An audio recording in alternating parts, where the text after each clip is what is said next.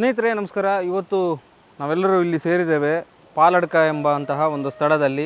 ಇಲ್ಲಿ ಅರಂಬೂರು ಮತ್ತು ಕಲ್ಚರ್ಪೆ ಅನ್ನುವಂತಹ ಪ್ರದೇಶದಲ್ಲಿ ಆನೆಗಳ ಹಾವಳಿ ನಿನ್ನೆಯಿಂದ ವಿಪರೀತ ಮಟ್ಟ, ಅಂದರೆ 4 ದಿವಸ ಸತತ 4 ದಿವಸಗಳಿಂದ ಹಾನಿಯಾಗ್ತಿರುವಂತಹ ಬಗ್ಗೆ ವರದಿ ಆಗ್ತಾ ಇದೆ. ಕೃಷಿಕರು ಅಕ್ಷರಶಃ ನಲುಗಿ ಹೋಗಿದ್ದಾರೆ. ಇದಕ್ಕೆ ಕಾರಣ ಏನು ಅಂತ ಹೇಳಿಕೊಂಡು ಒಂದಷ್ಟು ರಿಸರ್ಚ್ಗಳನ್ನು ಮಾಡಿದಾಗ ಒಂದಷ್ಟು ಅಂಶಗಳು ಬೆಳಕಿಗೆ ಬಂತು. ಏನು ಅಂತ ಹೇಳಿದರೆ 3 ವರ್ಷಗಳ ಹಿಂದೆ ಇದು ಮೀಸಲು ಅರಣ್ಯ ಪ್ರದೇಶ ಏನು ಹಿಂದೆ ಬರುತ್ತೆ ನಮಗೆ, ಈ ಕಡೆಗೆ ಮೀಸಲು ಅರಣ್ಯ ಪ್ರದೇಶ, ಈ ಸಂಪಾಜೆ ಈ ಕಡೆ ಭಾಗ ಎಲ್ಲ ಮೀಸಲು ಅರಣ್ಯ ಪ್ರದೇಶವೇ ಅದು. ಆ ಪ್ರದೇಶಗಳಲ್ಲಿ ಏನು ಮಾಡಿದ್ದಾರೆ ಅಂತ ಹೇಳಿದರೆ ಈ ಬಿದಿರನ್ನು ಅದನ್ನು ಮಾರಾಟ ಮಾಡುವಂತಹ ಪ್ರಕ್ರಿಯೆ ನಡೆದಿದೆ. ಅಂದರೆ ಕೇರಳಕ್ಕೆ ಮಾರಾಟ ಮಾಡುವಂತಹ ಪ್ರಕ್ರಿಯೆ ನಡೆದಿದೆ. ಅರಣ್ಯ ಇಲಾಖೆಯ ಅನುಮತಿ ಪಡೆದುಕೊಂಡು ಬಿದಿರನ್ನು ಮಾರಾಟ ಮಾಡಿದ್ದಾರೆ. ಇಂಥ ಸಂದರ್ಭದಲ್ಲಿ ಏನಾಗಿದೆ ಅಂತ ಹೇಳಿದರೆ ಆನೆಗೆ ಬೇಕಾಗಿರುವಂತಹ ಆಹಾರ, ಅದಕ್ಕೆ ದಿನಕ್ಕೆ ಬೇಕಾಗಿರುವಂತಹ ಆಹಾರ ಅದಕ್ಕೆ ಲಭ್ಯ ಆಗ್ತಾ ಇಲ್ಲ. ಈ ಒಂದು ಕಾರಣದ ಹಿನ್ನೆಲೆಯಲ್ಲಿ ಆನೆಗಳು ಸತತವಾಗಿ ಪಾಲಡ್ಕ, ಅರಂಬೂರು ಭಾಗದಲ್ಲಿ ಹಾಗೆ ಕಲ್ಚರ್ಪೆ ಭಾಗದಲ್ಲಿ ಕೃಷಿಕರ ತೋಟಗಳಿಗೆ ನಿರಂತರವಾಗಿ ದಾಳಿಯನ್ನು ಮಾಡ್ತಾ ಇದೆ. ಆದರೆ ಇದರ ಬಗ್ಗೆ ಯಾರು ಎಚ್ಚೆತ್ತುಕೊಳ್ಳಬೇಕೋ ಅವರು ಇದುವರೆಗೆ ಎಚ್ಚೆತ್ತುಕೊಳ್ಳಿಲ್ಲ ಅನ್ನೋದು ಊರಿನವರ ಅಭಿಪ್ರಾಯ. ಈಗ 20 ವರ್ಷದಿಂದ ಕೃಷಿ ಮಾಡಿಕೊಂಡು ಬಂದುಕೊಂಡಿದ್ದೇವೆ. ಈಗ ಅಚಾನಕ್ ಆಗಿ ಒಂದು ಆನೆ ಬಂತು, ಅಲ್ಲಿ ಮಕ್ಕಳು ಸಾಕಿದಾಗೆ ನಮ್ಮ ರೈತರು ಕೃಷಿಯನ್ನು ಸಾಕ್ತಾ ಇದ್ದಾರೆ ಅಲ್ಲ. ಈಗ ಕೊಳೆ ರೋಗದಿಂದ ನಾವು ಹೈರಾಣಾಗಿದ್ದೇವೆ. ಇರ್ತಕ್ಕಂಥದ್ದು ಪರ್ಯಾಯ ಬೆಳೆ ಕೊಕ್ಕೋ, ಬಾಳೆ, ತೆಂಗು, ಅದನ್ನಾರು ಉಳಿಸಿಕೊಳ್ಳುವಂತ. ನೀವು ಹೋಗದಿರ್ಲಿಕ್ಕೆ ನಮಗೆ ಆಗೋದಿಲ್ಲ ಸರ್. ಈಗ ಮನೆ ಬಾಗಿಲಿಗೆ ಬಂದು ಆನೆ ಮುರಿತಾ ಉಂಟು ಅಂತ ಹೇಳಿದ್ರೆ ನಾವು ಯಾರಿಗೂ ಕೈ ಕಟ್ಟಿ ಕೂತ್ಕೊಂಡು ಅಥವಾ ನಿಮಗೆ ಫೋನ್ ನೋಡ್ಕೊಂಡು ಕೂತ್ಕೊಳ್ಳಿಕ್ಕೆ ಆಗೋದಿಲ್ಲ. ಅಚಾನಕ್ ಆಗಿ ಅವರು ಹೋಗ್ತಾರೆ ಓಡಿಸುವ ಅಂತೇಳಿ ಒಂದು ಇದರಲ್ಲಿ, ಮತ್ತೆ ನಮ್ಮ ಕೃಷಿಯನ್ನು ಉಳಿಸಿಕೊಳ್ಳುವ ಅಂತೇಳಿ ಹೋಗ್ತಾರೆ. ನೀವು ಅದು ಹಾಗೆ ನಾವು ಹೋಗುವಂಥದ್ದು.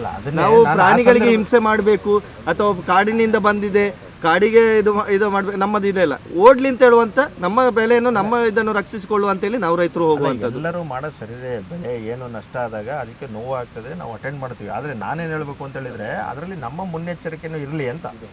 ನೀವೇನು ರಾತ್ರಿ ಹೊತ್ತು ನಾವು ಡ್ರೈವ್ ಮಾಡ್ತೀವಿ ಸರ್, ಓಡಿಸ್ತೀವಿ, ಪಟಾಕಿ ಹೊಡಿತೀವಿ, ಗರ್ನಲ್ ಹೊಡಿತೀವಿ ಅಂದರೆ ಆ ಟೈಮಲ್ಲಿ ನಮ್ಮ ಎಚ್ಚರಿಕೆಯೂ ನಮ್ಮ ಇದ್ರ ಮೇಲೂ ನಮಗೆ ಇದಿರಬೇಕು, ನಿಗಾ ಇರಬೇಕು ಅಂತ. ಈಗ ನೀವೇನೋ ಇಲ್ಲಿ ತೋಟದಿಂದ ಒಂದು ಗರ್ನಲ್ ಹಾಕ್ತೀರಾ, ಆನೆ ಎಲ್ಲಿಗೆ ಹೋಗ್ತದೆ ಏನು ಗೊತ್ತು? ಆನೆ ಏನು ರಸ್ತೆಯಲ್ಲಿ ಹೋಗಲ್ಲ, ಯಾವುದೋ ತೋಟ ದಾಟಿ ಹೋಗ್ತದೆ. ಆಚೆ ಪಕ್ಕದ ತೋಟದಲ್ಲಿರೋ ನಾವು ಏನೋ ಎದ್ದು ಬರ್ತಾ ಇರ್ತಾನೆ ಅವನು, ಆನೆ ಇಲ್ಲಿರ್ಬೋದು ಅಂತ. ಅವನು ಸಡನ್ ಅದಕ್ಕೆ ಇದೆ ಎದುರು ಬದ್ರು ಆದರೆ ಅವಾಗ ಅನಾಹುತಗಳು ಸಂಭವಿಸ್ತವೆ. ಹಾಗೆ ಎಚ್ಚರಿಕೆಯಿಂದ ಮಾಡಬೇಕು ಅಂತ ನಾನು ಹೇಳೋದಷ್ಟೇ. ಈಗ ನಾನು ಇನ್ನೊಂದು ಹೇಳುವಂಥದ್ದು, ನಮ್ಮದು ಅಲ್ಲಿ ಹತ್ತಿರ ಮನೆಗಳಿರುವಂಥದ್ದು. ಈಗ ಏನಾದರೂ ಸೈರನ್ ಮಾಡುವಂಥ ವ್ಯವಸ್ಥೆ ಕೊಟ್ಟರೆ, ಒಂದು ತೋಟದ ಬದಿಗೆ ಕೊಟ್ಟರೆ, ಆಗ ನಮಗೆ ಅದು ಸೌಂಡ್ ಕೇಳ್ತದೆ.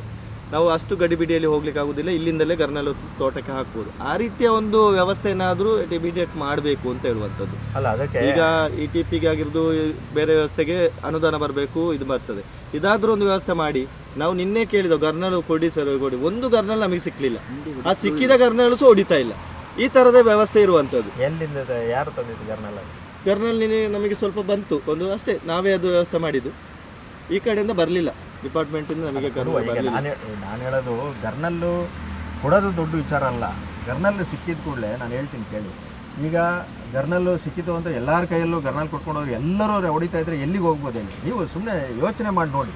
ಈಗ ನಿಮ್ಮ ಮನೆಯಲ್ಲಿ ನಿಮಗೊಂದಿಷ್ಟು ಗರ್ನಲ್ ಕೊಟ್ವಿ, ಅವ್ರಿಗೊಂದಿಷ್ಟು ಗರ್ನಲ್ ಸರ್. ಈಗ ನಾವು ನಿಮ್ಮ ಮನೆಯಲ್ಲಿ ಸೌಂಡ್ ಆಯಿತು, ನೀವು ಗರ್ನಲ್ ಹೊಡಿತೀರಾ, ಅವ್ನು ಗರ್ನಲ್ ಹೊಡಿತಾನೆ, ಎಲ್ಲರೂ ಗರ್ನಲ್ ಹೊಡಿತಾ ಇದ್ರೆ ಅವ್ರು ಎಲ್ಲಿಗೆ ಹೋಗ್ಬೇಕು, ಏನಾಗ್ಬೇಕು ಹೇಳಿ? ಈ ಥರ ಡಿಸ್ಟರ್ಬ್ ಮಾಡೇನೆ ನಾವು ಅವಕ್ಕೆ ರೊಚ್ಚಿಗೆಳಿಸ್ತಾ ಇದೀವಿ. ಅಥವಾ ಅವು ಒಂಥರ ಏನಾದರೂ ರ್ಯಾಶ್ ಆದರೆ ಅನಾಹುತಗಳು ಸಂಭವಿಸುವಂಥದ್ದು ಆ ಟೈಮಲ್ಲಿ. ನಾವು ಈಗ ತೋಟಗಳು ಏನು ನಷ್ಟ ಆದರೆ ಸುಮ್ಮನೆ ಕೂರಬೇಕು ಅಂತಲ್ಲ, ಆದರೆ ಎಚ್ಚರಿಕೆಯಿಂದ ಮಾಡಬೇಕಲ್ಲ. ಈಗ ನಿಮ್ದು ಮಾತಾಡೋದು ಸರಿಯೇ, ನೀವು ಅರಣ್ಯ ಡಿಪಾರ್ಟ್ಮೆಂಟ್, ನೀವು ಪ್ರಾಣಿಗಳ ರಕ್ಷಣೆ, ವನ್ಯಜೀವಿ ಅರಣ್ಯ ರಕ್ಷಣೆ, ಅದರ ಬಗ್ಗೆ ಮಾತಾಡ್ತಿದ್ದೀರಾ. ನೀವು ಪ್ರಾಣಿಗಳ ಹಿಂಸೆ ಬಗ್ಗೆ ಮಾತಾಡ್ತಿದ್ದಾರೆ. ರೈತರ ಸಂಕಷ್ಟ ಬಗ್ಗೆ ಸ್ವಲ್ಪ ಮಾತಾಡಿ, ರೈತರ ಬಗ್ಗೆ ಸ್ವಲ್ಪ ಕಾಳಜಿ ವಹಿಸಿ ಅಂತ. ಈಗ ನೀವು ರೈತರ ಸಂಕಷ್ಟಕ್ಕೆ ನಾನು ಮಾತಾಡಿದ್ದು. ಒಂದು ಇಲಾಖೆಯಿಂದ ನಾವು ಅಗರು ಮತ್ತು ಸೋಲಾರ್ ಬೇಲಿ ಮಾಡ್ತೀವಿ. ರೈತರು ನೀವು ಕೂಡ ಸೇರಿಕೊಂಡು ನೀವು ಸಬ್ಸಿಡಿಯಲ್ಲಿ ಸೋಲಾರ್ ಬೇಲಿ ಹಾಕ್ಸ್ಕೊಂಡು ಅಟ್ಲೀಸ್ಟ್ ಕೃಷಿ ತೋಟಗಳನ್ನು ನಾವು ರಕ್ಷಣೆ ಮಾಡ್ಕೊಳ್ಳೋಣ ಅಂತ ಅದನ್ನೇ ಹೇಳ್ತಾರದು ನಾನು. ಅದಕ್ಕೆ ಮುಂದೆ ಬರಬೇಕಲ್ಲ. ಈಗ ನಾವು ಫಾರೆಸ್ಟ್ ಬದಿಲಿದ್ದೀವಿ, ಆನೆ ಕಾಡಿನ ಪಕ್ಕದಲ್ಲಿದ್ದೀವಿ ಅಂತ ಹೇಳಿದರೆ ಕಾಡಲ್ಲಿ ಆನೆ ಇರಬಾರ್ದು ಅಂತ ಹೇಳೋಕ್ಕಾಗತ್ತಾ? ಕಾಡಿದೆ ಅಂದಮೇಲೆ ವನ್ಯ ಪ್ರಾಣಿಗಳು ಇರ್ತವೆ. ಈಗ ನಮ್ಮ ತೋಟಕ್ಕೆ ಬರ್ತಾರೋದು ನಮಗೆ ಸಮಸ್ಯೆ ಆಗ್ತಾಯಿದೆ. ನಮ್ಮ ತೋಟದಲ್ಲಿ ಬೇಲಿ ಹಾಕ್ಕೊಂಡ್ರೆ ಅದನ್ನು ನಾವು ರಕ್ಷಣೆ ಮಾಡ್ಕೊಳ್ಬೇಕು. ಅದಕ್ಕೇನಾದರೂ ಒಂದು ಸ್ಟೆಪ್ ತೊಗೊಳ್ಬೇಕಲ್ಲ. ಒಂದು, ನಾನು ಕಾಡಿನ ಬೌಂಡ್ರಿಗೆ ನಾನು ಅಗರ್ ಮಾಡಬೇಕು, ಇಲ್ಲಾಂದ್ರೆ ನಿಮ್ಮ ತೋಟದ ಬದಿಗೆ ನೀವು ಸೋಲಾರ್ ಬೇಲಿ ಏನಾದ್ರು ಹಾಕೊಂಡು ರಕ್ಷಣೆ ಮಾಡಿ. ನಾವು ಒಂದು ಕತ್ತಿ ತಗೊಂಡು ಹೋಗುವಾಗ ಬರ್ತೀರಲ್ಲ ನೀವು ಆಚೆ ಸೊರಳಿ, ಮತ್ತೆ ಬರಲೇಬೇಕಲ್ಲ. ಅಲ್ಲ ಬರಲೇಬೇಕಲ್ಲ. ಅಲ್ಲ ಈಗ ನೋಡಿ, ಕಾಡೊಳಗೆ ಕಾಡಿನ ಗಡಿ ದಾಟಬೇಕು ಅಂತ ಹೇಳಿದ್ರೆ ಅದು ಕಾನೂನು ಬಾಹಿರ. ಇಲ್ಲಿವರೆಗೂ ಯಾರು ನಾವು ಅದನ್ನೇನ್ ಮಾಡಕ್ ಹೋಗಿಲ್ಲ. ಇಲ್ಲಿವರೆಗೂ ನೀವು ಕಾಡಲ್ಲಿ ಏನೇನು ಅದರಿಂದ ಸವಲತ್ತುಗಳನ್ನ ತಾಳ್ಬೇಕು ಅದನ್ನು ತಗೊಂಡಿದ್ರೆ ಅದನ್ನೇನು ನಿಲ್ಲಕ್ ಹೋಗಿಲ್ಲ. ಎಲ್ಲ ಕಾಡೊಳಗೆ ಹೋಗಿ ಕಾಡನ್ನು ನಾಶ ಮಾಡ್ಕೊಂಡು ಬಂದ್ರೇನೆ ಅಲ್ವಾ ಇವೆಲ್ಲ ಸಮಸ್ಯೆಗಳು ನಮಗೆ ಕ್ರಿಯೇಟ್ ಆಗೋದು ಅಲ್ವಾ? ಈಗ ಎಲ್ಲಾ ಕಾಡಿನ ಪಕ್ಕದಲ್ಲಿ ಎಲ್ಲಾ ಕೃಷಿ ತೋಟಗಳು ಮಾಡಿ ಅವಕ್ಕೆ ರುಚಿ ಫುಡ್ ಅನ್ನ ಕಾಡು ಪಕ್ಕದಲ್ಲಿ ತೋರಿಸಲಿಕ್ಕೆ ಬರ್ತಾರೆ. ನಾವು ಮಾಡ್ಲಿಕ್ಕೆ ಆಗುದಿಲ್ಲ. ಕಾಡೊಳಗೆ ಹಣ್ಣು ಹಂಪಲ ಗಿಡ ನೀವು ಬೆಳೆಸಬೇಕು. ತಿಳ್ಕೊಳ್ಳಿ, ಕಾಡಿನ ಒಳಗಡೆ ಹಲಸಿನ ಮರಗಳು ಎಲ್ಲಾ ಮರಗಳನ್ನ ಹಾಕ್ತಾ ಇದೀವಿ. ಆದ್ರೆ ಕಡವೆ ಕಾಟಿಗಳು ತಿಂದು ಅವುಗಳನ್ನ ಬೆಳೆದು ಅವು ದೊಡ್ಡದಾಗೋದಕ್ಕೆ ಬಿಡ್ತಾ ಇಲ್ಲ. ಅವು ಪ್ರಾಬ್ಲಮ್ಗಳು. ನೀವು ನಿಮ್ಮ ತೋಟದಲ್ಲಿ ಒಂದು ಗಿಡ ರಕ್ಷಣೆ ಮಾಡಬೇಕು ಅಂದ್ರೆ ಎಷ್ಟು ಕಷ್ಟಪಡ್ತೀರಾ? ಕಾಡೊಳಗೆ ಒಂದು ಗಿಡ ಬೆಳೆದು ದೊಡ್ಡದಾಗಬೇಕು ಅಂದ್ರೆ ಅದಕ್ಕೆ ಎಷ್ಟು ಚಾಲೆಂಜ್ ಇರ್ಬೋದು ಅದು ಬೆಳಿಬೇಕು ಅಂದ್ರೆ. ಅಷ್ಟು ನೀವು ಹೇಳೋದು ಸುಲಭ ಇಲ್ಲ. ನೀವು ಹೇಳಿದ್ದು ಅಲ್ಲೆಲ್ಲ ಖಾಲಿ ಆಗ್ಬಿಟ್ಟಿದೆ ಸರ್, ಅದಕ್ಕೆ ಎಲ್ಲಿಗೆ ಬರ್ತಾ ಇದ್ದೇವೆ ಅಂತ. ನೀವೆಲ್ಲ ತೋಟ ತಗೊಂಡು ಬಂದು ಫಾರೆಸ್ಟ್ ಪಕ್ಕದಲ್ಲಿ ಹಾಕಿ ಅಲ್ಲಿ ಎಲ್ಲ ಬಾಳೆ ಬೆಳೆದಿದ್ದಕ್ಕೆ ಅವಕ್ಕೆ ರುಚಿ ಸಿಕ್ಕಿರೋದು. ಈಗ ಆ ಬಾಳೆ ರುಚಿ ಸಿಕ್ಕಿ ಈಗ ಇಲ್ಲಿವರೆಗೂ ಬರ್ತಾ ಇದ್ದಾವೆ. ಅವನ್ನೆಲ್ಲ ನಾವು ಮಾಡಿದ್ವಿ, ಅದನ್ನ ಯಾರು ನೀವು ಹೇಳಕ್ಕೆ ಹೋಗೋದಿಲ್ಲ ಇಲ್ಲಿ. ಮತ್ತು ಎಲ್ಲ ತೋಟಗಳಿಗೆ ಗುಡ್ಡೆಯಿಂದ ನೀರು ಬೇಕು, ಅದನ್ನು ತಗೊಳ್ತೀರ, ಅದನ್ನು ಹೇಳ್ತೀರಾ ನೀವು? ಇಲ್ಲ, ಆದರೆ ಯಾರು ಮಾತಾಡೋದೇ ಇಲ್ವಲ್ಲ. ಅದೆಲ್ಲ ಸವಲತ್ತುಗಳು ಬೇಕು. ಆದರೆ ಆನೆ ಒಂದು ಸರಿ ಬಂದ ತಕ್ಷಣ ನಿಮಗೆ ಫುಲ್ಲು ಎಲ್ಲ ಇದಾಗಿ ವನ್ಯ ಪ್ರಾಣಿಗಳಿಗೆಲ್ಲ ಬೇಜಾರಾಯಿತು ಅಂತ. ಇಲ್ಲಿವರೆಗೂ ನಾನು ನೀವು ಎಲ್ಲ ಸೇರಿ ಹೇಳ್ತಾರದು. ನಾವು ಮನುಷ್ಯರು ಎಲ್ಲ ಕಾಡೊಳಗೆ ಹೋಗಿದ್ದಕ್ಕೆ ಈಗ ಅವು ಅಲ್ಲಿಂದ ಇಲ್ಲಿಗೆ ಬರ್ತಾ ಇದ್ದಾವೆ. ಈಗ ನಾವು ಇಬ್ಬರು ಈಗ ಸಂಕಷ್ಟದಲ್ಲಿದ್ದೀವಿ, ಅವಕ್ಕೂ ನಮಗೂ ಎರಡು. ನಂದು ಇಷ್ಟೇ, ನೀವು ಏನು ಬೇಕಾದರೂ ಹೇಳ್ಕೊಳ್ಳಿ, ಅಥವಾ ನೀವು ನನ್ನ ಮೇಲೆ ಬ್ಲೇಮ್ ಮಾಡಿ ನೀವು ಹಿಂಗೆ ಅಂತ ನನಗೆ ಬೈದರೂ ಬೇಜಾರಿಲ್ಲ. ನನಗೆ ಈಗ ಹೇಳೋದು, ಒಂದು ಕಾಡಿನ ಬದಿಯಲ್ಲಿ ರಕ್ಷಣೆ ನಾವು ಮಾಡಬೇಕು. ಅದನ್ನು ನಾವು ಬಂದ ತಕ್ಷಣ ಮಾಡ್ತೀವಿ. ನಿಮ್ಮ ತೋಟಗಳ ರಕ್ಷಣೆ ಮಾಡಬೇಕು ಅಂದರೆ ನೀವು ಸೋಲಾರ್ ಬೇಲಿಗಳನ್ನು ಹಾಕ್ಸ್ಕೊಳ್ಳೇಬೇಕು. ಹಾಕ್ಸ್ಕೊಂಡ್ರೆ ನಿಮಗೆ ಸೇಫ್ ಆಗುತ್ತೆ. ಹಾಕ್ಸ್ಕೊಳ್ಳದೇ ಇದ್ದರೆ ಇದಕ್ಕೆ ಪರಿಹಾರ ಇಲ್ಲ. ಮತ್ತು ನೀವೇನು ಹೇಳ್ತಾ ಇದ್ದೀರಾ, 8 ಆನೆಗಳನ್ನು ಇಟ್ಕೊಂಡು ನಮಗೆ ಇಲ್ಲಿ ಶಾಶ್ವತ ಮಾಡಬೇಕು ಅಂದರೆ ಅದು ಸರ್ಕಾರದಿಂದ ಆರ್ಡ್ರ್ ಆದರೆ ಅವನ್ನು ಮಾಡ್ಬೋದು. ಅದನ್ನು ನಾನು ಡಿಸಿಷನ್ ತೊಗೊಂಡು ಮಾಡೋಕ್ಕಾಗಲ್ಲ. ಈ ಥರ ಪ್ರಾಬ್ಲಮ್ ಇದೆ ಅಂತ ಏನಿದೆ ಅದನ್ನು ನಾನು ಮೇಲ್ಗಡೆ ಬರಿಬೋದು. ಅಲ್ಲಿ ನಮಗೆ ಸಿಕ್ಕಿದರೆ ನಾವು ಅದನ್ನು ಅಷ್ಟನ್ನು ಶಿಫ್ಟ್ ಮಾಡಿ ಟ್ರಾನ್ಸ್ಲೊಕೇಶನ್ ಮಾಡಬೇಕು ಅಥವಾ ಅವನ್ನು ಸ್ಥಳಾಂತರ ಮಾಡಬೇಕು ಅಂದರೆ ಅವನ್ನ ಮಾಡೋಣ. ಮತ್ತೆ ಇದಕ್ಕೆ ಇನ್ನೊಂದು ಸಜೆಷನ್ ಸರ್, ಈ ಭಾಗದ ನಿಮಗೆ ಗೊತ್ತಿಲ್ಲ ಅಂತ ಹೇಳಿಲ್ಲ, ಆದಷ್ಟು ಕೊಡಗಿನ ಭಾಗದವರಿಗೆ ಆದರೆ ಆನೆ ಮತ್ತು ಅವರಿಗೆ ಸ್ವಲ್ಪ ಒಡನಾಟ ಹೆಚ್ಚಿದೆ. ಕೊಡಗು ಭಾಗದಲ್ಲಿ ಅವರಿಗೆ ಯಾವ ದಿಕ್ಕಿಗೆ ಓಡಿಸ್ಬೇಕು, ಹೇಗೆ ಅದನ್ನು ಓಡಿಸ್ಬೇಕು ಅಂತ ಐಡಿಯಾಸ್ ಇದೆ. ಆದಷ್ಟು ಅವರ ಕಡೆಯಿಂದ ಈ ಕಡೆ ಹೆಲ್ಪ್ ತಗೊಳ್ಬೇಕು ಅಂತ, ಆ ಭಾಗದವರನ್ನು ಈ ಕಡೆ ಕರೆಸಬೇಕು ಅಂತ ಏನಾದರೂ ಅದರ ಓಡಿಸುವಂಥ ದೃಷ್ಟಿಯಲ್ಲಿ. ಇದು ನಾವೇನಾಗ್ತದೆ ಒಟ್ಟು ಹೋಗ್ತಾ ಇದ್ದೇವೆ, ಅಡ್ಡ ಒಟ್ಟಾರೆ ನಮಗೆ ಒಟ್ಟು ಹೋಗಿ ಅದನ್ನು ಆಚೆ ಈಚೆ ಮಾಡ್ತಾ ಇದ್ದೇವೆ. ಗೊತ್ತಾಗಿದೆ. ಈಗ ನಾವೆಲ್ಲ ಒಟ್ಟಾರೆ ಹೋಗಿ ಆಚೆ ಈಚೆ ಓಡಿಸ್ತಾ ನಾವು ಇದನ್ನೇ ಮಾಡ್ತಾ ಇರೋದು. ಆಚೆಯಿಂದ ಅವ್ನು ಓಡಿಸಿದ, ಈಚೆಯಿಂದ ಇವನು ಓಡಿಸಿದ, ಆ ಕಡೆ ಮಾಡಿಸಿ ಒಟ್ಟಾರೆ ನಾವು ಮಾಡ್ತೇವೆ, ನೀವು ಮಾಡ್ತಿದ್ದೀರಾ. ನೀವು ರೋಡಲ್ಲೇ ಬರುದು, ಇದು ತೋಟದಲ್ಲಿ ಇರ್ತಾರೆ, ಅದು ಎಲ್ಲಿಗೆ ಹೋಗುದು? ರಸ್ತೆ, ಇದು ರಸ್ತೆ, ಇಲ್ಲಿ ಬೆಳಕು ಹಾಕೊಂಡು ಹಾರ್ನ್ ನೋಡ್ಕೊಂಡು ಬರ್ತಾನೆ. ಅವರು ಮಧ್ಯದಲ್ಲಿ ಆನೆಗಳು ಬಾಕಿ. ಅದಕ್ಕೆ ಆನೆಗಳಿಗೆ ನಾವು ಏನ್ ಮಾಡ್ತೀವಿ, ಎಲ್ಲಾ ಕಡೆಯಿಂದ ಡಿಸ್ಟರ್ಬ್ ಮಾಡಿ ಎಲ್ಲಿ ಹೋಗ್ತದೆ ಅಲ್ಲಿ ಮಾತ್ರ ನಿಮ್ಮ ಡಿಪಾರ್ಟ್ಮೆಂಟ್ ಹೋಗ್ತಾ ಉಂಟು. ಅವೆಲ್ಲ ಹೇಳ್ಬೇಕು. ಎಲ್ಲ ರಸ್ತೆಯಲ್ಲಿ ನೀವು 2 ದಿವಸ ನೀವು ಆನೆಯನ್ನ ಓಡಿಸಿರ್ಬೋದು, ಅವರು 365 ದಿವಸ ಓಡಿಸ್ತಾ ಇದ್ದಾರೆ. ನೀವು 2 ದಿವಸ ಕೇಳಿದ್ರೆ ಅವ್ರು 365 ದಿವಸ ಓಡಿಸಿದ್ರೆ ಸುಮ್ಮನೆ ಎಲ್ಲದನ್ನು ಬ್ಲೇಮ್ ಮಾಡಕ್ ಹೋಗ್ಬಾರ್ದು ನೀವು. ಅಲ್ಲ, ನೀವು ಎಲ್ಲದನ್ನು ಬ್ಲೇಮ್ ಮಾಡಬಾರ್ದು. ಅವರು ಪ್ರತಿ ದಿವಸ ರಾತ್ರಿ ಇದ್ದಾರೆ ಅವರು. ಮತ್ತೆ ರಾತ್ರಿ ಎಲ್ಲೆಲ್ಲಿ ಪ್ರಾಬ್ಲಮ್ಗಳು ಆಗಿದ್ದಾವೆ, ನಾವು ಆನೆ ಸಡನ್ ಎದುರಾದಾಗಲೇ ಅವು ನಮ್ಮ ಮೇಲೆ ಅಟ್ಯಾಕ್ ಮಾಡೋದು. ಯಾವತ್ತು ಆನೆಗಳು ಇಲ್ಲಿ ಹುಡುಕಿ ಬಂದು ಇಂಥವನು ಮನೇಲಿದ್ದಾನೆ ಅಂತ ಬಂದೇನು ಅವೇನು ಮಾಡೋಕ್ಕೆ ಹೋಗಿಲ್ಲ. ಎಲ್ಲೋ ಅವು ಇದ್ದಾವೆ, ನಾವು ಸಡನ್ ಅದ್ರ ಎದುರುಗಡೆ ಹೋಗಿದ್ವಿ, ಅದಕ್ಕೂ ಗಾಬರಿ ಆಗ್ತದೆ. ಅದು ನನಗೇನೋ ಮಾಡೋಕ್ಕೆ ಬಂದ ಅಂತೇಳಿ ಅದು ಅಟ್ಯಾಕ್ ಮಾಡಿರ್ಬೋದು. ಅಂಥ ಸಂದರ್ಭಗಳಾಗಿದೆ. ಅದಕ್ಕೆ ಅವನ್ನ ಮುನ್ನೆಚ್ಚರಿಕೆ ಇಟ್ಕೊಳ್ಳಿ ಅಂತ ನಾನು ಹೇಳೋದು. ಅಂತ ಏನು ಅನಾಹುತಗಳು ಇಲ್ಲಿವರೆಗೆ ಆಗಿಲ್ಲ, ಆಗೋದು ಬೇಡ ಅಂತ. ನಾವು ಹೋಗಿದ ತಕ್ಷಣ ಅದು ಆನೆಗಳಿಗೇನು ಫಾರೆಸ್ಟ್ ಬಂದರೂ ನಾವು ಹೋಗ್ಬೇಕು ಅಂತ ಏನಿಲ್ಲ, ಅವೆಲ್ಲ ಅವು ಹಂಗೆ ಮಾಡಿರ್ತವೆ. ಅವರು ಅಟೆಂಡ್ ಮಾಡ್ತಾರೆ, ಜೊತೆಗೆ ಬಂದು ರಪ್ಪ ಫೋಟೋನು ತೆಗಿತಾರೆ, ಮೇಲಾಧಿಕಾರಿಗೆ ಅಪ್ಲೋಡ್ ಮಾಡಿ ಬಿಡ್ತಾರೆ. ನಿನ್ನೆ ಹಾಗೆ ಆಯ್ತು, ನಮಗೆ ಮಾತಾಡ್ತಿರೋ ಬೇಕು. ಈಗ ನೀವು ಅದನ್ನೇನೋ ಅವರೇನೋ ಇದು ಮಾಡ್ಕೊಳ್ಬೇಕು ಅಂತಲ್ಲ. ನಮಗೆ ಅಂದರೆ ನಮ್ದೊಂದು ಗ್ರೂಪ್ ಇದೆ, ಎಲ್ಲಿ ಅಟೆಂಡ್ ಮಾಡ್ತಾ ಇದ್ದಾರೆ, ಎಲ್ಲಿದ್ದಾರೆ ಅದರದ್ದು GPS ಲೊಕೇಶನ್ ಫೋಟೋ ನಮಗೆ ಹಾಕಬೇಕು, ಎಷ್ಟೊತ್ತಿಗಿದ್ದಾರೆ, ಯಾರ್ಯಾರಿದ್ದಾರೆ ಅಂತ. ಅದಕ್ಕೆ ಹಾಕ್ತಾರೆ ಅವರು ಫೋಟೋ ತೆಗೆದು. ಅವ್ರ ಕೆಲಸ ಮುಗೀತು ಅಂತಲ್ಲ. ಮತ್ತು ರಾತ್ರಿ ಹೊತ್ತು ಏನು ಮಾಡ್ಬೋದು ನೀವು ಹೇಳಿ? ಒಂದು ತೋಟದಲ್ಲಿ 8 ಆನೆಗಳಿದ್ದಾವೆ, ಅವ್ರು 3 ಜನ ಇದ್ದಾರೆ, ನೀವು ಒಂದು 5 ಜನ ಇದ್ದೀರಾ, ಏನು ಮಾಡ್ಬೋದು ನಾವು? ಅಲ್ಲ ಹೇಳ್ಬೇಕು ನೀವೇ. ಈಗ ನೀವು ಡೈಲಿ ಮಾಡ್ತೀರಿ ಪರಿಹಾರ, ಈಗ ನೀವು ನಮಗೆ ಹೇಳಬೇಕು. ಪರಿಹಾರ ಅಲ್ಲ, ನಾವೇನು ಹೇಳೋದು ಅಂದರೆ, ತೋಟದಲ್ಲಿದ್ದರೆ ತೋಟದ ಆಪೋಸಿಟ್ ಸೈಡಿಂದ ಕಾಡೊಳಗೆ ಹೋಗಲಿ ಅಂತ ಅಲ್ಲಿಂದ ಒಂದು ಗರ್ನಲ್ ಹೊಡೆದು ಅವನ್ನ ಬೆದರಿಸಿ ಓಡಿಸ್ಬೋದು. ಅದೊಂದು ಕೆಲಸ ಮಾಡ್ಬೋದು. ಅದನ್ನೇ ನಿಮ್ಮ ಸಹಕಾರದೊಂದಿಗೆ ಅವ್ರು ಮಾಡ್ತಾ ಇದ್ದಾರೆ. ಮತ್ತು ಅದನ್ನು ಬಿಟ್ಟು ಇನ್ನೇನು ಎಕ್ಸ್ಟ್ರಾ ಮಾಡಬೇಕು ಅದೆಲ್ಲ ನಾವು ಮಾಡಬೇಕು. ಏನು ಅಗರ್ ಕೆಲಸ ಹೇಳಿದೆ, ಸೋಲಾರ್ ಹೇಳಿದೆ, ನಿಮ್ಮ ಸಬ್ಸಿಡಿ ಸೋಲಾರ್ ಹೇಳಿದೆ, ಆನೆಗಳನ್ನು ಇಟ್ಕೊಂಡು ಸ್ಥಳಾಂತರ ಮಾಡೋದೇನಿದೆ ಅದು ಎಲ್ಲ ಉನ್ನತ ಮಟ್ಟದಲ್ಲಿ ಸರ್ಕಾರ ಮಟ್ಟದಲ್ಲಿ ಆದೇಶ ಆದರೆ ಅವ್ನು ಮಾಡ್ಬೋದು. ಅಷ್ಟು ನನ್ನ ಸರಿ. ಆದೇಶ ಬರಲಿಕ್ಕೆ ನಾವು ಕಾಯ್ತಾ ಇದ್ದೇವೆ. ಆದೇಶ ಬರಲಿ, ಆದೇಶ ಬರಲಿ ಅಂದರೆ ಅವಕ್ಕೆಲ್ಲದಕ್ಕೂ ಒಂದೊಂದು ಪ್ರೊಸೀಜರ್ ಇದ್ದಾವೆ. ನನಗೆ ಮಾಹಿತಿ ಬಂದಿದೆ, ಎಲಿಫೆಂಟ್ ಟಾಸ್ಕ್ ಫೋರ್ಸ್ ಮಂಗಳೂರಿಗೆ ಸ್ಯಾಂಕ್ಷನ್ ಆಗಿದೆ ಅಂತ ಬಂದಿದೆ. ನಾನು ಯಾಕೆ ಹೇಳ್ತಾ ಇಲ್ಲ ಅಂತ ಹೇಳಿದರೆ, ಅದು ಅಧಿಕೃತ ಆದೇಶ ಬಂದರೆ ನಾನು ಹೇಳ್ಬೋದು, ನೋಡಿ ಬಂದಿದೆ, ಅದಕ್ಕೆಲ್ಲ ಒಂದು ಬರ್ತಾರೆ ಅಂತ. ನಾವೀಗ ಅದಕ್ಕೆ ನಮ್ಮ ಅರಂಬೂರಲ್ಲೇ ಹೆಡ್ ಕ್ವಾರ್ಟರ್ ಕೊಟ್ಟು, ಅಲ್ಲಿ ಡಿಪೋದಲ್ಲಿ ಸ್ವಲ್ಪ ಹಳೆ ಕ್ವಾರ್ಟರ್ಸ್ಗಳು, ಹೊಸ ಕ್ವಾರ್ಟರ್ಸ್ ಇದೆ. ಎಲಿಫೆಂಟ್ ಟಾಸ್ಕ್ ಫೋರ್ಸ್ ಬಂದರೆ ಹೆಡ್ ಕ್ವಾರ್ಟರ್ ಸುಳ್ಯನೇ, 1 ಯೂನಿಟ್ ಸುಬ್ರಹ್ಮಣ್ಯದಲ್ಲಿರುತ್ತೆ, 1 ಯೂನಿಟ್ ಸುಳ್ಯದಲ್ಲಿರ್ತದೆ. ಆ ಥರನೇ ನಾವು ಪ್ರಪೋಸಲ್ ಮಾಡಿ ಕಳಿಸಿದ್ದೀವಿ. ಅದು ಬಂದರೆ ನಾನು ನಿಮಗೆ ಹೇಳ್ತೀನಿ. ನೋಡಿ ಇಲ್ಲಿ ಯಾವ ಥರದ ಹಾನಿಯಾಗಿದೆ ಇಲ್ಲೆಲ್ಲ ನೋಡ್ಬೋದು. ಅಡಿಕೆ ಗಿಡಗಳು, ಬಾಳೆ ಗಿಡ ಯಾವ ಥರದ ಹಾನಿಯಾಗಿದೆ ಕಂಪ್ಲೀಟಾಗಿ ನೋಡಿ, ಕೃಷಿಕನ ಬದುಕೇ ಈ ಬಾಳೆ ಗಿಡ, ಈ ಥರದ್ದು ಆತನ ಬದುಕು. ಇದನ್ನೆಲ್ಲ ಕಳೆದ್ರೆ ಹೇಗೆ ನೋಡಿ, ಮಾನವ ಮತ್ತು ಪ್ರಾಣಿಗಳ ನಡುವಿನ ಸಂಘರ್ಷಕ್ಕೆ ಸಾಕ್ಷಿಯಾಗಿರುವಂತಹ ಪ್ಲೇಸು. ಇಲ್ಲಿ ನೋಡಿ, ತೆಂಗಿನ ಮರವನ್ನೇ ಕಟ್ ಮಾಡಿದೆ. ಇಲ್ಲಿ ನೋಡಿ, ತೆಂಗಿನ ಮರವನ್ನು ಚೆನ್ನಾಗಿ ಕಟ್ ಮಾಡಿ ತಿಂದು ಹೋಗಿದೆ. ಹಾಗೆ ತೋಟದ ಭಾಗದಲ್ಲಿ ಆ ಕಡೆ ಭಾಗ ಎಲ್ಲ ಆನೆಗಳಿಗೆ ಹಾನಿಯಾಗಿದ್ದನ್ನು ಕಾಣ್ಬೋದು. ಆ ಸೈಡ್ ಭಾಗದಲ್ಲೆಲ್ಲ ಆನೆಗಳಿಗೆ ಇದಕ್ಕೆ ಹಾನಿಯಾಗಿ ಹೋಗಿದೆ. ಹಾಗೆ ಇಲ್ಲಿ ಅರಣ್ಯಾಧಿಕಾರಿಗಳು ಕೂಡ ಪರಿಶೀಲನೆಯನ್ನು ನಡೆಸ್ತಾ ಇದ್ದಾರೆ. ಈಗ ಮುಂದೆ ಏನು ಕ್ರಮ ಕೈಗೊಳ್ಳೋದು ಈ ಬಗ್ಗೆ ಅಂತ ಹೇಳುವ ಬಗ್ಗೆ ಯೋಚನೆಯನ್ನು ಮಾಡ್ತಾ ಇದ್ದಾರೆ. ಈ ಭಾಗದಲ್ಲಿ ನೀವು ನೋಡ್ಬೋದು ಕಂಪ್ಲೀಟಾಗಿ ಆನೆಗಳು ಯಾವ ಥರ ಹುಡಿ ಮಾಡಿವೆ ಅನ್ನೋದನ್ನು. ಒಟ್ಟಾರೆ ಬಾಳೆ ಗಿಡಗಳು ಕಂಪ್ಲೀಟಾಗಿ ನಾಶ ಆಗಿದ್ದನ್ನು ನೋಡ್ಬೋದು ಇಲ್ಲೆಲ್ಲ. ಜೊತೆಗೆ ಕೃಷಿ ಚಟುವಟಿಕೆಗಳು ಏನಿತ್ತು ಅವುಗಳೆಲ್ಲವೂ ಕೂಡ ನಾಶ ಆಗಿ ಹೋಗಿರುವಂಥದ್ದು. ಕಳೆದ ಕೆಲವು ಸಮಯಗಳಿಂದ ಈ ಭಾಗದಲ್ಲಿ ಒಂದು 8 ಆನೆಗಳು ನಿರಂತರವಾಗಿ ಈ ಥರ ಕೃಷಿಕರ ಭಾಗ ಇದನ್ನು ಹಾನಿ ಮಾಡ್ತಾ ಇದ್ದಾವೆ.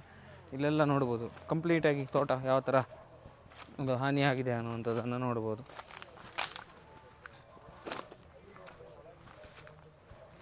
ಇಲ್ಲಿ ನೋಡಿ, ಎಲ್ಲ ಬಾಳೆ ಗಿಡಗಳು, ಹಾಗೆ ತೆಂಗಿನ ಗಿಡಗಳು, ಆ ಕಡೆ ಎಲ್ಲ ಬಾಳೆ ಗಿಡ, ಅಲ್ಲಿ ಕಂಪ್ಲೀಟ್ ಬಾಳೆ ಗಿಡಗಳನ್ನಂತೂ ಕಂಪ್ಲೀಟಾಗಿ ತಿಂದು ಹಾಕಿದ್ದಾವೆ. ಇಲ್ಲಿ ನೋಡ್ಬೋದು.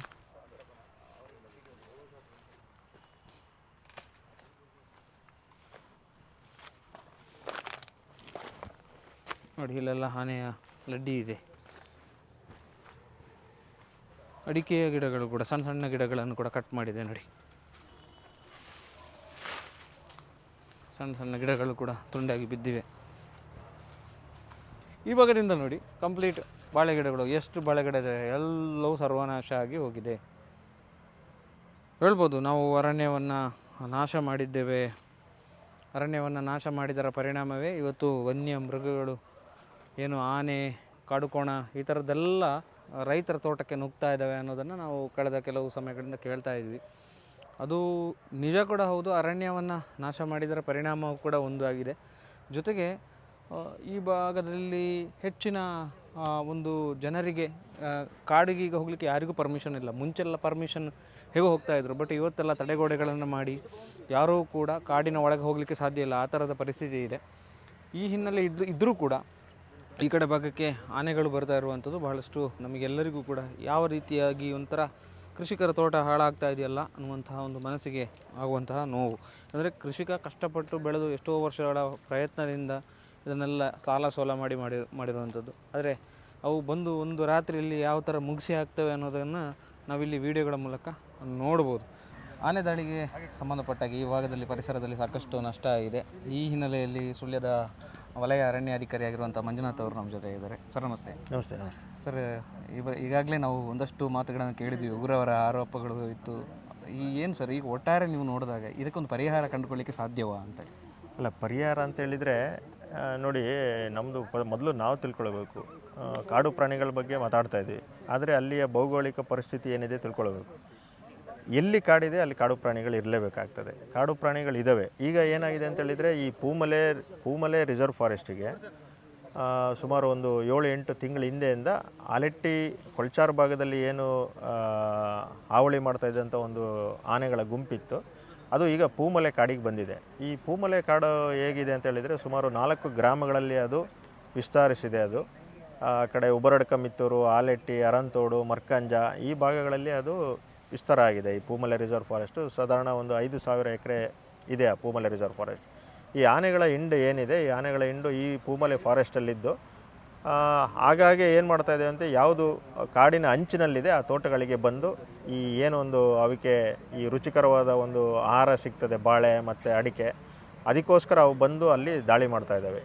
ನಿರಂತರವಾಗಿ ಇದು ಎಲ್ಲ ಕಡೆ ಆಗ್ತಾಯಿದೆ. ಸಾಕಷ್ಟು ಇದ್ರ ಬಗ್ಗೆ ನಾವು ಎಲ್ಲ ಕಡೆ ಮಾತಾಡಿ ಇದನ್ನು ಮೇಲಧಿಕಾರಿಗಳಿಗೆ ವಿಚಾರ ಮುಟ್ಟಿಸಿ, ಮತ್ತು ಎಲ್ಲ ಜನಪ್ರತಿನಿಧಿಗಳು ಕೂಡ ಈ ಸಂದರ್ಭದಲ್ಲಿ ಈ ರೀಸೆಂಟಾಗಿ ಸದನದಲ್ಲಿ ಕೂಡ ಅದ್ರ ಬಗ್ಗೆ ಪ್ರಸ್ತಾವ ಮಾಡಿ ಅದಕ್ಕೆ ಒಂದು ಈಗ ಎಲಿಫೆಂಟ್ ಟಾಸ್ಕ್ ಫೋರ್ಸನ್ನು ಮಂಗಳೂರಿಗೆ ಕೊಡಬೇಕು ಅನ್ನೋಂಥದ್ದು ಇದೆ. ಮತ್ತು ಅದಕ್ಕೆ ಏನು ಎಕ್ಸ್ಟ್ರಾ ಅನುದಾನ ಒದಗಿಸಿದರೆ ನಾವು ಎಲ್ಲೆಲ್ಲಿ ಅದನ್ನು ಅಗರ್ಗಳು ಮಾಡಬೇಕು, ಸೋಲಾರ್ ಬೆಳ್ಳಿಗಳು ಮಾಡಬೇಕು, ಅದನ್ನು ಮಾಡುವಂಥ ಒಂದು ಕಾರ್ಯವನ್ನು ನಾವು ಕೈಗೊಳ್ತೀವಿ. ಸರ್, ಆನೆಗಳಿಗೆ ಅಂತ ಹೇಳುವಾಗ ನಮಗೆ ಅದು ಫಸ್ಟ್ ನೆನಪಾಗೋದು ಫುಡ್ಡು ಬಿದಿರು ಅಂತ ಹೇಳಿದರೆ ಅದು ಆನೆಗಳಿಗೆ ತುಂಬ ಇಷ್ಟ. ಅವು ಅದನ್ನು ಜಾಸ್ತಿ ಕನ್ಸ್ಯೂಮ್ ಮಾಡ್ತವೆ ಅಂತೇಳಿ. ಲಾಸ್ಟ್ ಕಳೆದ 3 ವರ್ಷಗಳ ಹಿಂದೆ ಅರಣ್ಯ ಇಲಾಖೆ ವತಿಯಿಂದ ಬೆದಿರನ್ನು ಕಡಿದು ಕೇರಳದವರು ಎಲ್ಲ ತಗೊಂಡು ಹೋದರು. ಒಮ್ಮೆ ಎಲ್ಲ ಒಂದು ಲೋಡ್ ಹೋಯಿತು ಅಲ್ಲಿಂದ. ಆನಂತರ ಬೆತ್ತ ನೆಟ್ಟು ಸುಮಾರು 2 ಲಕ್ಷ ಬೆತ್ತ ನೆಟ್ಟಿರೋದು ನಮಗೆಲ್ಲರಿಗೂ ಗೊತ್ತಿದೆ. ಅದನ್ನು ಇದು ಮಾಡಿದ್ದಾರೆ ಅಂತೇಳಿ. ಎಲ್ಲೋ ಒಂದು ಕಾರಣದಲ್ಲಿ ಈ ಬೆದಿರು ನಾಶ ಆದ ಕಾರಣಕ್ಕೆ ಈ ಆನೆಗಳೇನಾದರೂ ಗ್ರಾಮಕ್ಕೆ ಬಂದು ಗ್ರಾಮಸ್ಥರಿಗೆ ಏನಾದರೂ ತೊಂದರೆ ಕೊಡುವಂಥ ಕೆಲಸವನ್ನು ಮಾಡ್ತಾ ಇದ್ದೀವ, ಅಥವಾ ಈ ಬೆದಿರುವೇ ಮುಖ್ಯವಾಗಿರೋದ್ರಿಂದ ಅಷ್ಟು ಬೆದಿರು ಹೋದ ಕಾರಣ ಹಿನ್ನೆಲೆಯಲ್ಲಿ ಸ್ವಲ್ಪ ಜಾಸ್ತಿ ಆನೆಗಳ ಹಾವಳಿ ಆಗ್ತಾ ಇದೆಯಲ್ಲ, ಇದಕ್ಕೆ ಅದೇ ಕಾರಣ ಇರ್ಬೋದಾ ಅಂತ? ಇಲ್ಲ ನೋಡಿ, ಆ ಬಿದಿರು ಕೇರಳಕ್ಕೆ ತಗೊಂಡು ಹೋದ್ರು ಅಂತ ಬಿದಿರು ಇಲ್ಲ. ಈ ಮೇದಾರರು ಅಂತ ಇರ್ತಾರೆ, ಅವರಿಗೆ ನಾವು ಅವರು ಡಿಮ್ಯಾಂಡ್, ಅವರು ಮೇದಾರರು, ಅದ್ರ ಮೇಲೆ ಅವರು ಕುಲಕಸಬು, ಅದ್ರ ಮೇಲೆ ಅವರು ಅವಲಂಬಿತರಾಗಿದ್ದಾರೆ. ಅವರು ಒಂದು ರಿಕ್ವೆಸ್ಟ್ ಮಾಡಿ ಕೇಳ್ತಾರೆ, ನಮಗೆ ಇಷ್ಟು ಬಿದಿರುಗಳನ್ನು ಓದಿಸಿದ್ರೆ ನಾವು ನಮ್ಮ ಕುಲಕಸಬನ್ನು ಮಾಡ್ತೀವಿ ಅಂತ. ಅವರಿಗೆ ಮಾತ್ರ ಇಲಾಖೆಯಿಂದ ಅವರಿಗೆ ಬಿದಿರುಗಳನ್ನು ಎಕ್ಸ್ಟ್ರಾಕ್ಟ್ ಮಾಡಿ ಕೊಡ್ತೀವಿ. ಮತ್ತು ಬಿದಿರು ಏನಿದೆ ಅಂತೇಳಿದರೆ ಅದು ಒಂದು ಸರಿ ಸುಮಾರು 35ರಿಂದ 40 ವರ್ಷಕ್ಕೆ ಒಂದು ಸರಿ ಅದು ಫ್ಲವರಿಂಗ್ ಆಗುತ್ತೆ. ನಾವು ಇಲ್ಲಿ ಭಾಷೆಯಲ್ಲಿ ಕಟ್ಟೆ ಹೊಡಿತು ಅಂತ ಹೇಳ್ತೀವಿ, ಅಕ್ಕಿ ಆಗೋದು ಅಂದರೆ ಫುಲ್ ಒಣಗಿಬಿಡುತ್ತೆ. ಅದು ಹೇಗಿರುತ್ತೆ ಅಂತೇಳಿದರೆ ಒಂದೇ ಒಂದು ಎಂಡ್ಲು ಒಣಗೋದಿಲ್ಲ, ಇಡೀ ಏನು ಆ ಭಾಗದಲ್ಲಿರುವಂಥ ಅಷ್ಟೂ ಬಿದಿರುಗಳಿದೆ ಫುಲ್ಲು ಒಣಗಿಬಿಡ್ತವೆ, ಒಂದೇ ಸರಿ ಡ್ರೈ ಆಗಿಬಿಡುತ್ತೆ ಆ ಬಿದಿರು. ಅದು ಗ್ರಿಗೇರಿಯಸ್ ಫ್ಲವರಿಂಗ್ ಅಂತ ಕರಿತೀವಿ. ಅದು ಅವಾಗ ಏನಾಗುತ್ತೆ ಅಂತೇಳಿ ಎಲ್ಲ ಬಿದಿರು ಒಣಗಿದರೆ ನಮಗೆ ಬೇಸಿಗೆ ಕಾಲದಲ್ಲಿ ಫಾರೆಸ್ಟಿಗೆ ಏನಾದರೂ ಬೆಂಕಿ ಬಿದ್ದರೆ ನಾವು ಅದನ್ನು ಕಾಪಾಡ್ಕೊಳ್ಳೋಕ್ಕಾಗಲ್ಲ.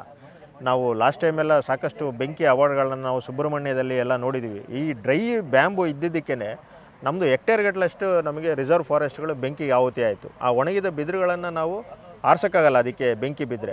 ಸೊ ಅದಕ್ಕೆ ಏನು ಮಾಡ್ತಾರೆ, ಈಗ ಲಾಸ್ಟ್ ಟೈಮು ನಮ್ಮ ಭದ್ರಾ ವೈಲ್ಡ್ ಲೈಫಲ್ಲೂ ಅಷ್ಟೇ ಇದೇ ರೀತಿ ಫುಲ್ಲು ಗ್ರಿಗೇರಿಯಸ್ ಫ್ಲವರಿಂಗ್ ಆಗಿ ಅದು ಬಿದಿರು ಒಣಗಿತ್ತು. ಅಲ್ಲಿ ಅವಾಗ ಅದನ್ನು ತೆಗಿಲಿಕ್ಕೆ ಸಾಕಷ್ಟು ಅದು ಅಪೋಸ್ ಬಂದಿದ್ದರಿಂದ ತೆಗಿಲಿಲ್ಲ. ಬಟ್ ಆದರೆ ಸುಮಾರಷ್ಟು ಹೆಕ್ಟೇರ್ಗಳು ನಮಗೆ ಅರಣ್ಯ ಬೆಂಕಿಯಿಂದ ನಾಶ ಆಗಿಬಿಡ್ತು. ಸೊ ಹಾಗೆ ಬಿದಿರು ಏನಾಗಿದೆ ಅಂತೇಳಿದರೆ, ಬಿದಿರಿದು ನಿರಂತರ ಅವು ಒಣಗ್ತಾ ಇರುತ್ತೆ, ಮತ್ತು ಅಲ್ಲಿಂದ ಏನು ನೀವು ಹೇಳಿದ್ರಿ ಬೀಜ ಅವು ಬಿದ್ದು ಮತ್ತೆ ಹುಡ್ತಾ ಇರ್ತವೆ. ಆ ಮಧ್ಯೆ ಒಂದು ಗ್ಯಾಪಲ್ಲಿ ಅವು ಬಿದಿರು ಬೆಳೆಯೋವರೆಗೂ ಸ್ವಲ್ಪ ಈ ಗ್ಯಾಪು ಇದಾಗ್ತದೆ. ಈ ಬಿದಿರು ನಷ್ಟ ಆಗಿರೋದ್ರಿಂದ ಮಾತ್ರ ಈ ಆನೆಗಳು ನಮಗೆ ಇಲ್ಲಿಗೆ ಬರ್ತಾ ಇದ್ದಾವೆ ಅಂತಲ್ಲ. ಇಲ್ಲಿ ಏನಾಗಿದೆ ಅಂತೇಳಿದರೆ, ಹಿಂದೆ ಸಾಕಷ್ಟು ಫಾರೆಸ್ಟಿಗೂ ಮತ್ತು ಈ ಇವರ ಏನು ಕೃಷಿ ತೋಟಗಳಿತ್ತು ಅದ್ರ ಮಧ್ಯೆ ಸಾಕಷ್ಟು ಗ್ಯಾಪ್ ಇತ್ತು. ಅಂದರೆ ಬಫರ್ ಏರಿಯಾಗಳಿತ್ತು ಮತ್ತು ಕೃಷಿಕರ ಕುಮ್ಕಿ ಲ್ಯಾಂಡ್ಗಳಿತ್ತು. ಈ ಗ್ಯಾಪ್ ತುಂಬ ಇತ್ತು. ಸೊ ಆನೆಗಳು ಡೈರೆಕ್ಟಾಗಿ ಬಂದು ಕೃಷಿ ತೋಟದ ಬಾಳೆ ಮತ್ತು ಅಡಿಕೆ ಗಿಡಗಳನ್ನು ಅವಾಗ ಹಿಂದೆ ಅವು ಮುಟ್ತಾ ಇರಲಿಲ್ಲ. ನಾವು ಯಾವಾಗ ಇವೆರಡನ್ನೂ ನಾಶ ಮಾಡಿದ್ವಿ, ಬಫರು ಮತ್ತು ಈ ಏನು ಕುಮ್ಕಿಗಳೇನಿದೆ ಅವನ್ನ ನಾಶ ಮಾಡ್ಕೊತ ನಾವು ಕಾಡು ಬದಿವರೆಗೂ ನಾವು ಯಾವಾಗ ಕೃಷಿಯನ್ನು ಎಕ್ಸ್ಟೆಂಡ್ ಮಾಡಿದ್ವಿ, ಯಾವಾಗಲಾದರೂ ಒಮ್ಮೆ ಆವಾಗ ಆ ಟೈಮಲ್ಲಿ ಅವು ಈ ಬಾಳೆ ಮತ್ತು ಅಡಿಕೆ ಅವನ್ನ ತಿಂದು ಅವುಗಳಿಗೆ ಈ ರುಚಿಕರ ಫುಡ್ ಅಂತ ಗೊತ್ತಾಗಿದೆ. ಸೊ ಹಾಗಾಗಿ ಅವು ಈ ರುಚಿಕರ ಫುಡ್ಡುಗಳು ತಿಂದು ಅವಕ್ಕೆ ರುಚಿ ಸಿಕ್ಕಿರೋದ್ರಿಂದ ಅವು ಆಗಾಗ್ಗೆ ಈ ತೋಟಗಳಿಗೆ ಅವು ದಾಳಿ ಮಾಡಿ ಕೃಷಿ ನಷ್ಟ ಮಾಡ್ತಾಯಿದ್ವು. ಸರ್, ಈಗ ಆಗಲೇ ನಾನು ಹೇಳಿದೆ ಬೆತ್ತ ನೆಟ್ಟ ಪ್ರಕ್ರಿಯೆ ಸುಮಾರು 2 ಲಕ್ಷಕ್ಕೂ ಇದು ಅರಣ್ಯ ಇಲಾಖೆ ಭೂಮಿಯಲ್ಲಿ ಬೆತ್ತವನ್ನು ನೆಡಲಾಗಿದೆ ಅಂತ. ಸೊ ಬೆತ್ತ ನೆಟ್ಟರೆ ಒಂದು ಸಾಮಾನ್ಯವಾಗಿ ಎಲ್ರಿಗೊಂದು ಕಲ್ಪನೆ ಇದೆ, ಬೆತ್ತ ನೆಟ್ಟರೆ ಮರವನ್ನು ಹಾಳು ಮಾಡ್ತದೆ, ಚೆನ್ನಾಗಿರೋ ಆರೋಗ್ಯಕರ ಮರವನ್ನು ಅದು ಬಲಿ ತೆಗೆದುಕೊಂಡು ಬಿಡುತ್ತೆ. ಇದೇ ಕಲ್ಪನೆ ಎಲ್ಲರಿಗೂ ಇದೆ. ಇದರ ಬಗ್ಗೆ ನೀವು ಹೇಳೋದಾದರೆ ಅದು ಅಷ್ಟು ನೆಟ್ಟಿದ್ರೆ ಅಷ್ಟು ಜಾಗದಲ್ಲಿರುವಂಥ ಮರಗಳಿಗೆ ಏನಾದರೂ ಸಮಸ್ಯೆ ಇದೆಯಾ ಅಂತ? ಇಲ್ಲ, ಏನೂ ಇಲ್ಲ. ನೋಡಿ, ಇಲ್ಲಿ ಇದು ಬೆತ್ತದ ಒಂಥರ ಮದರ್ಲ್ಯಾಂಡ್ ಅಂತ ಹೇಳ್ತೀವಿ. ಸುಬ್ರಹ್ಮಣ್ಯದ ಬೆತ್ತ ಅವೆಲ್ಲ ಅಂತೇಳಿದರೆ ಅಷ್ಟು ಅವು ಪ್ರಾಮುಖ್ಯತೆ ಹೊಂದಿರುವಂಥ ಒಂದು ಸ್ಪೀಸೀಸು. ಅದು ಒಂದು ಮರದ ಮೇಲೆ ಅದು ಬೆಳೀತದೆ ಹೊರತು ಅದು ಒಂದು ಪರಾವಲಂಬಿಯಾಗಿ ಏನು ಅದು ಇದು ಪಡ್ಕೊಂಡಿದೆ ಅದ್ರ ಮೇಲೆ ಆ ಮರನ ನಾಶ ಮಾಡೋದಿಲ್ಲ. ಅದು ಜಸ್ಟ್ ಅದು ಬೆಳೀತಾ ಹೋಗ್ತದೆ ಅಷ್ಟೇ, ಮರಗಳಿಗೆ ಯಾವುದೂ ತೊಂದರೆ ಮಾಡೋದಿಲ್ಲ. ಈಗ ಆಗ ನೋಡೋಂಗಿದ್ದಿದ್ರೆ ನಾವು ಏನು ಎಷ್ಟು ಬೆತ್ತಗಳಿತ್ತು ಅದರಲ್ಲೆಲ್ಲ ಎಲ್ಲ ಮರಗಳು ಸಾಯಬೇಕಿತ್ತು. ಆ ಥರ ಏನೂ ಇಲ್ಲ. ಬೆತ್ತದಿಂದ ಯಾವುದೇ ಮರಗಿಡಗಳಿಗೆ ತೊಂದರೆ ಆಗೋದಿಲ್ಲ.